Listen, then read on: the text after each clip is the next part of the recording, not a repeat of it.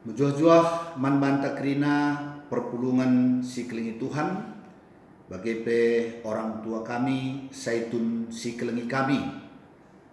Mukasah paksana kita ngelakokan pe anta jana arkiteken nas pe asetun ras nas PJJ bas minggu enda Bali maka enda mo sekaligus pe asetun bagi pe PJJ bas minggu enda. Ope dengar ras-ras kita murati ras merenungkan firman Tuhan si pebulat ukurta ras kita toto kita. Tuhan di bata Bapa kami siringani bas surga sehken kami bujurman bandu ija ibas paksa enda buka sewaktuna kami ngelakokan PA saitun bagi PPJJ kami bas minggu enda arah channel YouTube GBKP Kebaruan Lama. Ope dengar i pebagesi kami pengangkan kami karena firmando mindo kami kesahandu sibadia sing kuasai pusuh praten ras perukuran kami sing ngajari ras si pepanken katandu kubas pusuh kami dengan si pengasuh kami dalam kenca bas geluh kami si tetep wari ibas gelar Tuhan Yesus reh kami ertoto ras ngatakan bujur man bandu haleluya amin. Orang tua kami saitun si kelingi kami rikut pe ras kerina perpulungan ibas sekitar PJJ bas berngenda kata di bata si jadi nas pe asetun sekaligus nas PJJ ibuat ibas padan simbaru kitab Kolose pasal telu ayat sada seku ayat 4. Kolose pasal telu ayat 1 sampai dengan ayatnya yang keempat. Demikian firman Tuhan. Karena itu kalau kamu dibangkitkan bersama dengan Kristus, carilah perkara yang di atas, di mana Kristus ada, duduk di sebelah kanan Allah. Pikirkanlah perkara yang di atas, bukan yang di bumi. Sebab kamu telah mati, dan hidupmu tersembunyi bersama dengan Kristus di dalam Allah. Apabila Kristus yang adalah hidup kita menyatakan diri kelak, kamu pun akan menyatakan diri bersama dengan Dia dalam kemuliaan. Seijenda pengogen kata dibata si jadi nas PA ras nas PJJenta sebagai tema untuk PA Seitun kegeluhan kalak situ terbuni ras Kristus ibas dibata. Hidupmu tersembunyi bersama dengan Kristus di dalam Allah. Tema PJJ ipekeke ras Kristus, dibangkitkan bersama dengan Kristus. Sekali lagi kami mengucapkan selamat Paskah buat kita semua, dan tema Paskah yang kita dengarkan melalui khotbah Modramen kemarin sangat relevan dengan situasi kita pada saat ini, di mana situasi kita situasi yang membuat banyak manusia khawatir, banyak manusia takut terhadap COVID-19. Dan tema Paskah mengatakan Olandia, jangan takut. Dan itu di dalam nas khotbah kita kemarin ada 2 kali disebutkan di sana, baik oleh malaikat kepada Maria maupun oleh Yesus sendiri yang bangkit kepada Maria. Jangan takut, pergi dan beritakanlah kepada saudara-saudaraku. Suruhlah mereka ke Galilea, dan di sana mereka akan melihat aku. Di Galilea murid-murid akan melihat Yesus yang sudah bangkit. Di Galilea murid-murid akan menyaksikan Yesus yang hidup selama-lamanya. Kebangkitan Kristus menjadi kemenangan orang-orang percaya. Kebangkitan Kristus menjadi jaminan kebangkitan orang-orang percaya. Inilah sukacita Paskah. Inilah kegembiraan kita di dalam kita merayakan Paskah di tengah-tengah kehidupan kita. Orang tua kami yang kami kasihi, jemaat yang kami kasihi, bagaimanakah Paskah menjadi jaminan kebangkitan kita? Bagaimanakah kemenangan Kristus menjadi kemenangan orang-orang percaya? Sebab sering kita mendengar Kristus bangkit dan itu adalah kemenangan orang-orang percaya. Sebelum nas PA dan nas PJJ ini, bagaimanakah kebangkitan Kristus itu menjadi jaminan kebangkitan kita? Bagaimanakah kebangkitan Kristus itu menjadi kemenangan kita? Di dalam Kolose pasal 2 ayat 12 di sana dijelaskan oleh Paulus, di mana dikatakan, karena dengan Dia kamu dikuburkan dalam baptisan, dan di dalam Dia kamu turut dibangkitkan juga oleh kepercayaanmu kepada kerja kuasa Allah yang telah membangkitkan Dia dari antara orang mati.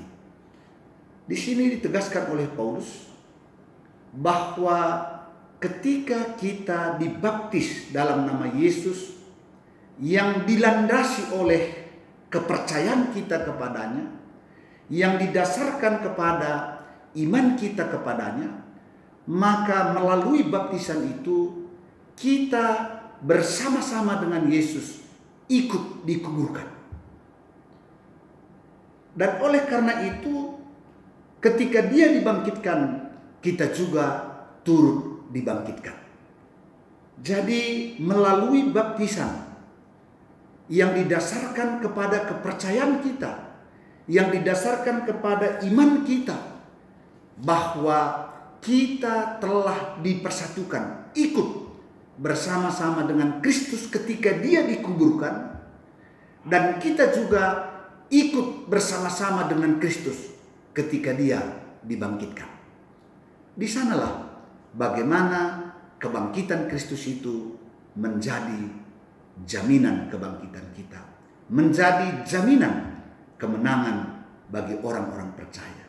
Karena itu tadi di dalam nas kita ditegaskan kembali, kalau kamu dibangkitkan bersama dengan Kristus, carilah perkara yang di atas, di mana Kristus ada, duduk di sebelah kanan Allah. Pikirkanlah perkara yang di atas, bukan yang di bumi. Apakah kita harus mengabaikan kenyataan bahwa sekarang kita hidup di dalam dunia? Kita hidup di dalam dunia beserta dengan segala kebutuhan dan persoalan-persoalannya. Firman ini tidak bermaksud demikian. Tetapi justru ketika kita mencari perkara-perkara di atas di mana Kristus ada, ketika kita memikirkan perkara-perkara surgawi, maka dengan demikian kita akan memiliki hidup yang benar. Kita akan memiliki hidup yang baik. Kita akan memiliki hidup yang berkenan kepada Allah. Orang tua kami yang kami kasihi, perpulungan psikologi kami, Rick Warren dalam bukunya The Purpose Driven Life, hidup yang digerakkan oleh tujuan. Jadi hidup yang benar itu dimulai dari tujuan yang benar. Tujuan itulah yang menggerakkan hidup kita sekarang. Kalau boleh dikatakan, ketika hidup kita digerakkan oleh perkara-perkara surgawi, hidup kita digerakkan oleh perkara-perkara di atas, di mana Kristus hidup, hanya dengan cara itulah kita dapat memiliki hidup yang benar. Karena ketika perkara surga, ketika perkara-perkara di atas di mana Yesus duduk menjadi hal utama, menjadi hal yang terpenting dalam hidup kita, maka kita akan menjalani hidup kita dengan baik dan benar di tengah-tengah dunia ini. Salah satu contoh mengapa Paulus dalam segala hal dapat hidup berkenan di hadapan Tuhan. Mengapa Paulus di dalam penganiayaan, di dalam penderitaan, dia dapat hidup berkenan di hadapan Tuhan? Hal ini jelas karena hidup Paulus digerakkan oleh perkara-perkara di atas. Karena hidup Paulus digerakkan oleh perkara-perkara surgawi. Di mana salah satu firman yang terkenal yang ditulis oleh Paulus, Roma 8 ayat 18. Sebab aku yakin penderitaan zaman sekarang ini tidak dapat dibandingkan dengan kemuliaan yang akan disediakan bagi kita. Ketika kemuliaan surga itu menjadi tujuan utama Paulus, maka penderitaan demi penderitaan yang dia alami tidak pernah menjadikan dia lari daripada imannya. Tidak pernah menjadikan dia tidak lagi taat kepada Tuhan. Justru karena hidupnya digerakkan oleh perkara surga itu, kemuliaan yang disediakan oleh Allah itu, maka dalam segala hal Paulus hidup berkenan di hadapan Tuhan. Karena itulah dia berkata, apakah itu artinya bagiku hidup? Hidup adalah Kristus dan mati adalah keuntungan. Ini yang pertama. Kemudian yang kedua dalam ayat 3, sebab kamu telah mati dan hidupmu tersembunyi bersama dengan Kristus di dalam Allah. Inilah yang menjadi tema kita. Kamu telah mati dan hidupmu tersembunyi bersama dengan Kristus di dalam Allah. Sekali lagi ditegaskan bahwa melalui baptisan yang didasarkan kepada kepercayaan kita, kepada iman kita akan Yesus yang hidup, maka melalui baptisan itu kita bersama-sama dengan Kristus sudah dikuburkan, sudah mati. Dan ketika dia bangkit, maka kita juga bersama-sama dengan Kristus mengalami kebangkitan. Sekarang kehidupan kita tersembunyi bersama dengan Kristus di dalam Allah. Bagaimanakah yang dimaksudkan di sini? Hidup kita tersembunyi bersama dengan Kristus di dalam Allah. Mungkin kata yang paling tepat menggambarkan bahwa sekarang hidup kita tersembunyi bersama dengan Kristus di dalam Allah, yaitu apa yang dituliskan oleh Paulus dalam Galatia 2 ayat 20. Di mana di sana dia katakan, namun aku hidup, tetapi bukan lagi aku sendiri yang hidup, melainkan Kristus yang hidup di dalam aku. Dan hidupku yang kuhidupi sekarang di dalam daging adalah hidup oleh iman dalam Anak Allah yang telah mengasihi aku dan menyerahkan dirinya untuk aku. Jadi hidup kita yang kita hidupi sekarang ialah hidup di dalam Kristus. Hidup yang kita hidupi sekarang di dalam daging adalah hidup oleh karena iman kita kepada Kristus. Jadi yang nyata, yang keluar dari hidup kita ialah hidup Kristus itu sendiri. Karena bukan aku lagi, melainkan Kristus di dalam aku. Jadi hidup kita memancarkan hidup Kristus itu sendiri. Hidup kita menunjukkan bagaimana hidup Kristus itu sendiri. Itulah artinya sekarang hidup kita tersembunyi di dalam Kristus bersama dengan Allah.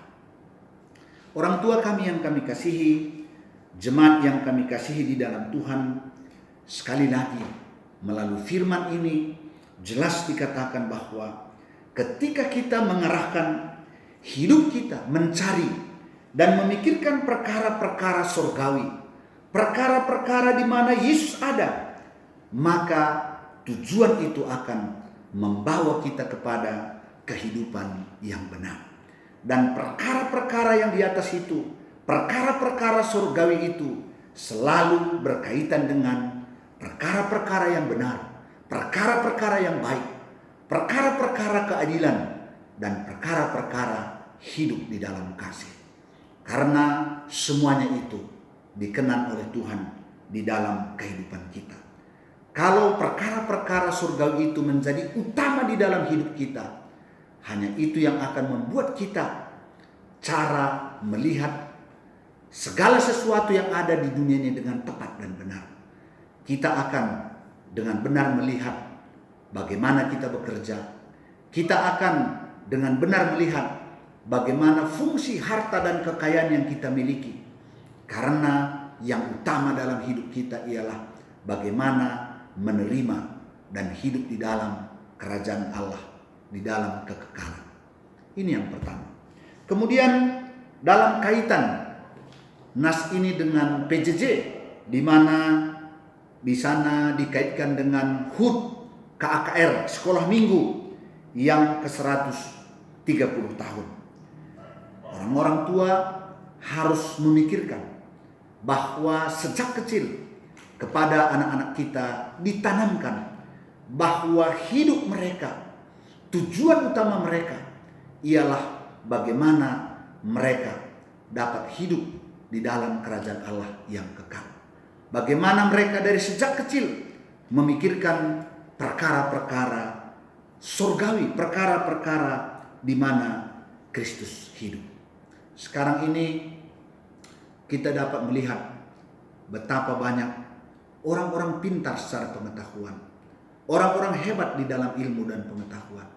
Tetapi ketika tujuan mereka bukan kepada perkara-perkara surgawi, bukan kepada perkara-perkara yang diinginkan oleh Tuhan, maka tindakan-tindakan mereka banyak kepada tindakan-tindakan yang tidak baik, kepada tindakan-tindakan yang tidak benar. Oleh karenanya, dalam memperingati HUT KKR ke-130 tahun, sebagai orang tua, kita bertanggung jawab mulai dari kecil.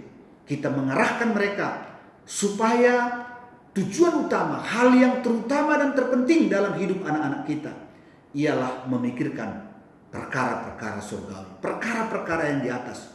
Karena jelas segala sesuatu yang ada di dalam kehidupan yang sekarang ini adalah sifatnya fana, tidak ada yang kekal. Seperti kata Paulus dalam 2 Korintus pasal 4 ayat 16 sampai dengan 18, yang kelihatan ini hanya sementara, tapi kita melihat kepada yang tidak kelihatan, yaitu yang dipersiapkan Allah di dalam kerajaannya yang kekal. Selanjutnya, sekali lagi, ketika kita menyatakan diri kita, hidup kita tersembunyi bersama dengan Kristus di dalam Allah, karena hanya hidup seperti itu yang berkenan kepada Allah. Hidup yang kita pancarkan adalah teladan daripada Kristus, di mana di dalam 2 Korintus pasal 3 ayat 2 sampai 3 di sana dikatakan bahwa kamu adalah surat Kristus yang dapat dibaca oleh setiap orang. Jadi hidup kita adalah Injil yang berjalan. Hidup kita dapat dibaca oleh orang. Melalui hidup kita orang mengenal Kristus. Dan hidup yang demikianlah hidup yang berkenan kepada Tuhan. Dan ketika kita menyatakan kehidupan yang seperti itu, maka tadi dikatakan jelas, apabila Kristus yang adalah hidup kita itu menyatakan diri dalam kemuliaannya, maka kamu pun ikut di dalam kemuliaan itu. Saya pikir kita akan ikut mengalami kemuliaan itu. Dan bagaimana kita juga mengalami kemuliaan Allah itu, mengalami kemuliaan yang dialami oleh Kristus, yaitu dengan hidup tersembunyi bersama dengan Kristus di dalam Allah, hidup yang selalu menyatakan teladan Kristus, hidup Kristus, sehingga melalui hidup kita terpuji dan termulialah nama Tuhan. Inilah firman Tuhan yang boleh kami sampaikan di dalam PA Zaitun dan PJJ kita pada minggu ini. Oleh karenanya, sebagai penutup dari renungan ini, kami mengingatkan kita bahwa dalam masa-masa seperti sekarang ini, kita harus tetap menunjukkan bahwa sebagai orang-orang yang sudah dibangkitkan bersama-sama dengan Kristus, kita terus memiliki sikap hidup yang benar. Inilah firman Tuhan yang boleh kami sampaikan. Tuhan Yesus memberkati kita, Tuhan terus melindungi kita, dan Tuhan terus melimpahi kita dengan kebaikan-Nya. Amin. Mari kita bersatu di dalam doa. Tuhan Allah Bapa yang berada dalam surga, terima kasih Tuhan atas firman-Mu. Biarlah oleh pertolongan Roh-Mu yang kudus, hidup yang tersembunyi bersama dengan Kristus di dalam Allah itu boleh kami nyatakan dalam keseharian kami. Dalam kesempatan ini kami angkatkan doa kami buat jemaat Tuhan yang saat ini dalam keadaan sakit ataupun kurang sehat, dalam pemulihan kesehatan. Kami angkatkan doa kami kepada Tuhan buat orang tua kami, Pertua Emeritus Bapak Barista Brahmana, Dini Buru Brahmana, Pertua Emeritus Bapak Bina Semiring, Nande Sika Semiring, Diaken Emeritus Nande Melda Pandia, Bapak Suranta Pandia, Ripka Buru Pandia, Bapak Aleta Purba, Bapak Ika Guru Singa, Pertua Emeritus Bapak Lora Tepu, Nora Emeritus Nande Lora, Nande Bas Semiring, Nande Tawan Brahmana, Rahna Darmawati Buru Sinulinga, Bapak Lina Tarigan, Bapak Erika Nande Erika Sinulinga, Biring Grace, anak kami Aldo Sinulinga, Nande Lusin Surbakti, Bapak Morel Sebayang, Bapak Risna Depari, Naras Emeritus Bapak Nevi Ginting, demikian juga Bapak Paria Sembiring Nande Paria, Nande Neti Peranginangin, Naras Emeritus Bapak Surya Barus, Nande Ninta Bangun, Nande Ninta Sembiring, Nora Emeritus Nande Jengok Sebayang, Diaken Nande Ripka, Veteran Nido Peranginangin. Dalam nama Yesus, mari Bapak, Engkau yang jamah, Engkau yang lawat, Engkau yang berkati. Demikian juga orang tua kami Nande Ingrid Surbakti, Bapak Anta Surbakti, Dedi Suranta Surbakti, Bapak Febri Ginting. Dalam nama Yesus, Tuhan jamah, Tuhan lawat, Tuhan kiranya menyembuhkan orang tua kami, saudara-saudara kami dari segala sakit penyakit mereka. Kami juga berdoa buat dokter, tim medis yang melakukan pelayanan dan perawatan pengobatan kepada saudara-saudara kami yang sudah positif COVID-19. Biarlah Tuhan juga melindungi mereka dalam melakukan tugas pelayanan perawatan mereka kepada saudara-saudara kami yang sakit. Terutama kami mohon kepadamu, Tuhan kiranya menjaga melindungi kami sehingga kami tidak terkena dampak virus Corona 19 dan biarlah kami tetap dapat hidup sehat di dalam Tuhan. Terima kasih Tuhan, jikalau hari-hari ini ada banyak pergumulan-pergumulan juga tentang ekonomi, tapi kami percaya Tuhan di dalam kemurahan-Mu akan senantiasa mencukupkan segala keperluan kami. Terima kasih Tuhan, sertai kami sepanjang minggu ini. Tuhan terus menuntun langkah-langkah kehidupan kami dan Tuhan terus memberkati kami. Berkati juga pemerintah kami dalam membuat kebijakan-kebijakan untuk pemberhentian penyebaran wabah virus corona pada saat ini. Inilah doa kami Bapa, dalam nama Yesus kami sudah berdoa dan bersyukur. Haleluya. Amin. Mejuah-juah man banta kerina Tuhan si masu-masu. Amin.